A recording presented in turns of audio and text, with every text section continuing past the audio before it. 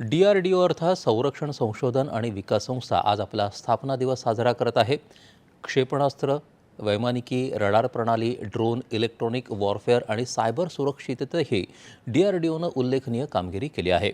सीमेवर तैनात जवानांसाठी बुलेटप्रूफ जॅकेट, आधुनिक शस्त्र आणि विशेष उपकरणं देण्यात DRDOचा मोलाचा वाटा आहे. कोविड काळात PPE किट, व्हेंटिलेटर आणि वैद्यकीय उपकरणं विकसित करून DRDOनं मानवतेची सेवाही केली.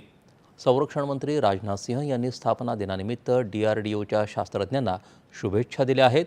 DRDOच्या शास्त्रज्ञांची अतूट वचनबद्धता आणि वैज्ञानिक उत्कृष्टता देशाच्या संरक्षण सज्जतेसाठी आणि आत्मनिर्भर भारताला पुढे नेण्यासाठी अत्यंत महत्त्वाची असल्याचं संरक्षण मंत्र्यांनी आपल्या संदेशात म्हटलं आहे. संरक्षण मंत्री राजनाथ सिंह यांच्या अध्यक्षतेखाली आज DRDO स्थापना दिनानिमित्त DRDO भवन इथं आढावा बैठकही झाली.